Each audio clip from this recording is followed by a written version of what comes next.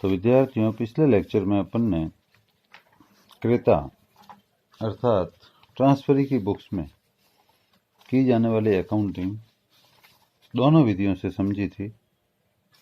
Pulling of interest method और purchase method में transferee company द्वारा व्यापार के क्रय के संबंध में लेखांकन किस प्रकार से किया जाता है। और आपने जो मैंने पीडीएफ भेजा उसको देखा होगा। आज अपन एक क्वेश्चन करते हैं जो आपकी स्क्रीन पर है कि श्री एक्स का व्यापार खरीदने के लिए 1 अप्रैल 19 को एक्स लिमिटेड का समामेलन हुआ। श्री एक्स का 31 मार्च 19 का चिट्ठा दिया हुआ है।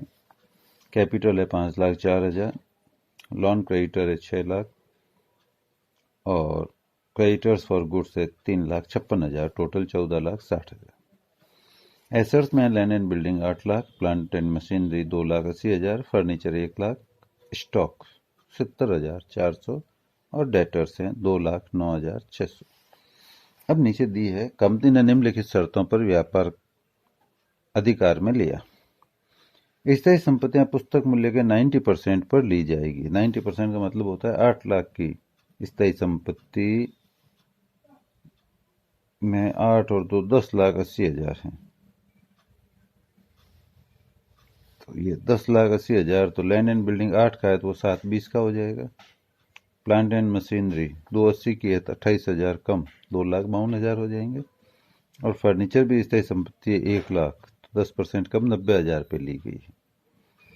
स्टॉक का मूल्यांकन लिखा है 56,000, तो स्टॉक 56,000 ले लेंगे। इसके बाद लिखा है श्री एक्स की तरफ से कंपनी वसूल की गई राशि पर 3%, चुकाई गई राशि पर 2% कमीशन पर उनके देनदारों से राशि वसूल करने और लेनदारों को चुकाएगी। ये अपन ने पढ़ा था बिजनेस परचेज में। तो ये कंपनी को कमीशन मिल जाएगा। कहने का मतलब बहुत सीधा सा हो गया कि इन्होंने देनदार और लेनदार नहीं लिए हैं। देनदार मतलब डेटर्स और लेनदार का मतलब क्रेडिटर्स फॉर गुड्स, न कि लोन लेनदार। आगे चलें। कंपनी ने पूर्ण भुगतान में देनदारों से एक्स के एजेंट की हैसियत से 1,90,000 वसूल किए। बढ़िया है। 1,90,000 का कमीशन मिल जाएगा। 3%, वो होता है 5,700। और लेनदारों को 3,40,000 रुपये चुकाए हैं तो उसका कमीशन हो जाएगा 2%, 6,800। तो 6,800 तो कमीशन बना लेनदारों को चुकाने का और 5,700 बना देनदारों से पैसा वसूल करने का। टोटल हो गया 12,500 कमीशन बन गया। ये एक वर्किंग नोट बना लेंगे।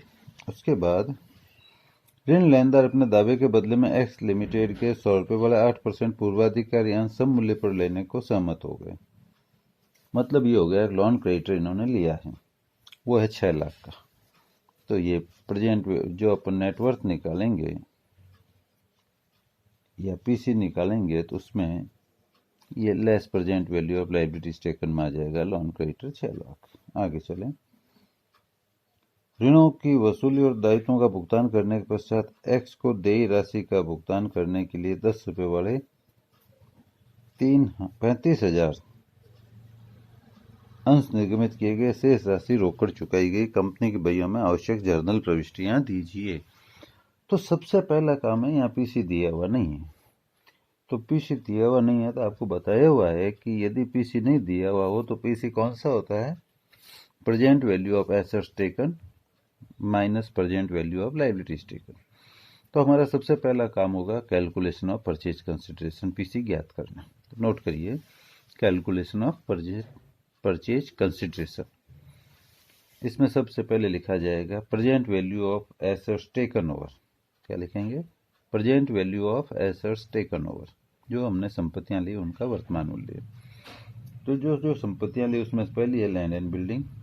अभी अपन ने डिस्कस किया 8 लाख की है। 90% पे लिए 7,20,000 लिख दीजिए। Land and building 7,20,000। Plant and machinery आपकी है 2,80,000। इसको भी 90% पे लिए है तो 2,52,000 हो जाएंगे, 28,000 कम हो जाएंगे। तो प्लांट एंड मशीनरी लिख दीजिए 2,52,000। फर्नीचर आपके 1 लाख, तो ये अपन ने 90% पे लिया तो लिख दीजिए फर्नीचर 90,000, क्योंकि 1 लाख का 90% 90,000 होता है। स्टॉक के बारे में कुछ नहीं लिखा है, नहीं लिखा, स्टॉक का मूल्यांकन 56,000 पर किया, तो स्टॉक लिख दीजिए 56,000। तो कुल मिला के हमने 4 संपत्तियां ली, land and building, plant and machinery, furniture और स्टॉक। तो लैंड एंड बिल्डिंग हुआ 7,20,000 का, प्लांट एंड मशीनरी हुई 2,52,000 की, फर्नीचर हुआ 90,000 का, स्टॉक हुआ 56,000 का। इन सब की जोड़ हुई 11,18,000। तो ये 11,18,000 रुपये टोटल हो गई present value of assets taken. Less कर दीजिए present value of liabilities taken over. Present value of liabilities taken over में लिख लो लोन क्रेडिटर्स, ये आ जाएंगे, कुछ भी नहीं लिखा है, बुक वैल्यू पे लेते हैं तो 6 लाख। तो 11,18,000 में से 6 लाख घटाए तो 5,18,000 बच गए, इसको बोलते हैं नेटवर्थ, शुद्ध संपत्तियां। और यही हमारा परचेज कंसिडरेशन है, पीसी या परचेज कंसिडरेशन हो गया 5,18,000। अब दूसरा वर्किंग नोट बना लीजिए, कैलकुलेशन ऑफ कमीशन, जो अपने को मिला, किसको, एक्स लिमिटेड को। किस पे मिला, लेनदारों को चुकाने और देनदारों से वसूल करने पर। तो लिखो calculation of commission, 2% on amount paid. Amount paid हुआ था 3,40,000, तो 3,40,000 इंटू 2/100 तो 6,800। फिर लिखो 3% ऑन अमाउंट रियलाइज, तो 3% ऑन अमाउंट रियलाइज कितना बना, 1,90,000 वसूल हुए हैं, तो 1,90,000 इंटू 3/100 5,700, ये हो गए, टोटल हो गए 12,500। ये आपको कमीशन मिला, एंट्री कर लेंगे अभी। अब परचेज कंसिडरेशन का जो पेमेंट है वो कैसे करेंगे, तो अब देखो इनमें दिया हुआ है कि आपके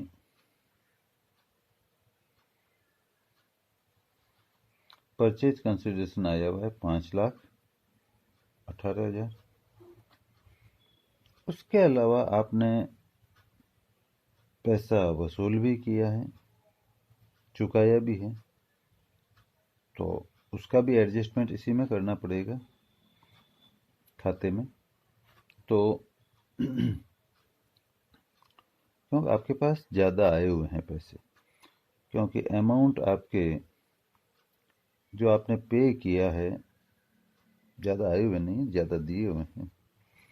तो क्रेडिटर को आपने पे किया है 3,40,000, कमीशन आपका बना है 12,500। तो ये टोटल हो गए 3,52,500। उसमें से देनदारों से वसूली हुई है 1,90,000। देनदारों से वसूली हुई है 1,90,000।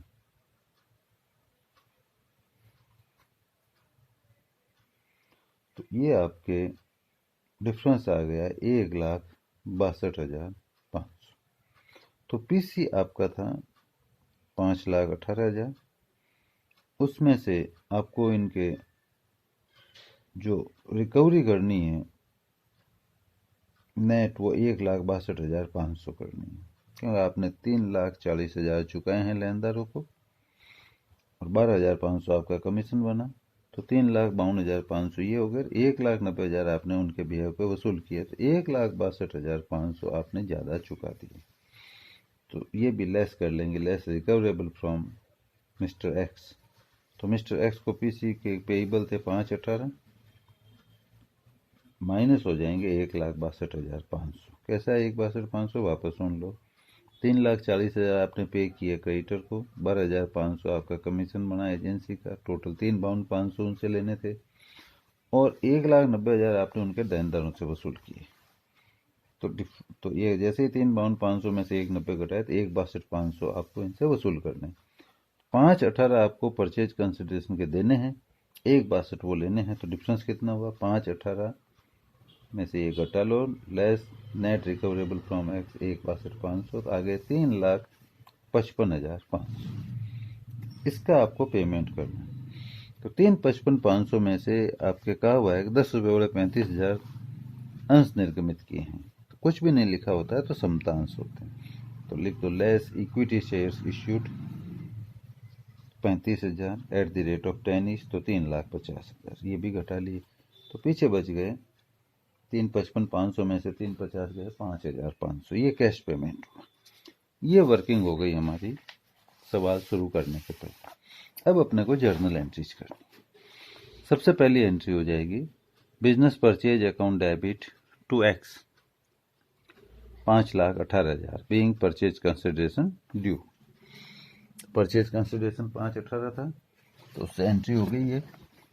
दूसरी एंट्री हो जाएगी present value of assets taken और present value of liabilities taken. तो present value of assets taken में आ गया land and building account debit 7,20,000, plant and machinery account debit 2,52,000, furniture account debit 90,000, stock account debit 56,000, to loan creditors 6 lakh और to business purchase account 5,18,000, ये जोड़े मिल जाएगी being assets and liabilities taken over. उसके बाद जो अपन ने पढ़ा था कि भाई बिजनेस परचेज में देनदार हैं वेंडर डेटर्स 2,09,000 की, इनकी डायरेक्ट एंट्री भी कर सकते हैं और लंबी एंट्री भी कर सकते हैं। पिछली बार अपन ने वेंडर एडजस्टमेंट से समझी थी, तो यहाँ एक थोड़ा लंबा करके समझा दूँ। तो वेंडर के डेटर्स अपन बुक्स में लेते हैं, तो एंट्री कर लो vendor debtors account debit to vendor suspense 2,09,600। Debtors हैं 2,09,600, तो vendor debtors account debit to vendor suspense 2,09,600 being debtors of X transfer for collection, collection के लिए अपना ट्रांसफर किया। इसी तरह से वेंडर क्रेडिटर्स को भी बुक्स में ले लो, तो vendor suspense account debit to vendor creditors 3,56,000, vendor suspense account debit to vendor creditors 3,56,000 being vendor creditors transfer for payment. अब एंट्री करो देनदार से वसूली हुई है, बैंक अकाउंट डेबिट 1,90,000, पैसे आ गए 1,90। फिर आप कर लो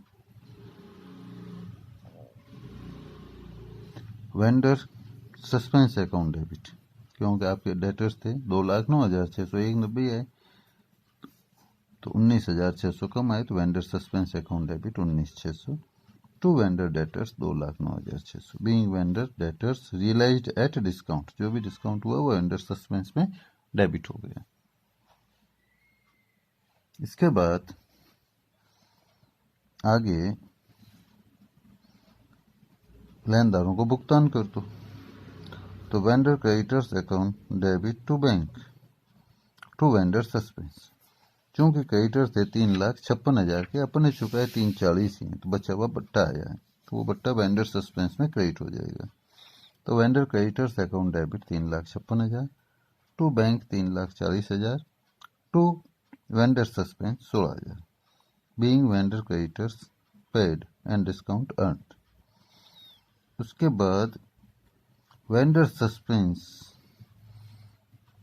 में डेबिट करना पड़ेगा कमीशन, जो अपन ने कमाया, अपन ने वर्किंग नोट बनाया उसमें कमीशन बना 12,500, तो vendor suspense account debit to commission 12,500 being commission earned on collection and payment.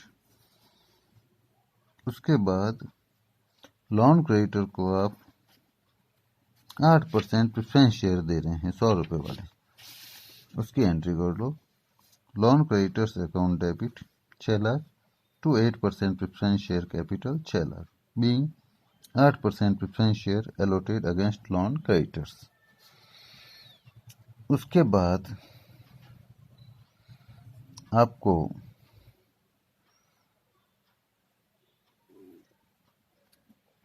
Vendor suspense account को ट्रांसफर करना है एक्स में, एक्स का मतलब जिससे अपन ने व्यापार खरीदा है, तो x account debit to vendor suspense 1,62,500, क्यों क्रेडिट है 5,18, ये अपने को उससे वसूल करना है, तो x account debit to vendor suspense being balance of vendor suspense transfer to x account. अब एक्स का बैलेंस बच गया खाते में 3,55,500, भुगतान करना है। तो x account debit 3,55,500 to equity share capital 3,50,000 to bank 5,500 being paid to x against purchase consideration. अब लास्ट एंट्री बच गई कमीशन को ट्रांसफर करने की। हमने कमाया है कमीशन, तो commission account debit to profit and loss account being commission transfer. इसके साथ ही ये क्वेश्चन पूरा हो गया। अब अपन अगला क्वेश्चन करेंगे। मत हो कहीं आइए और बंद करें। तो पूरा हो आपने फिर से ऊपर दबा दिया उसको। हाँ, ऊपर दबा दिया।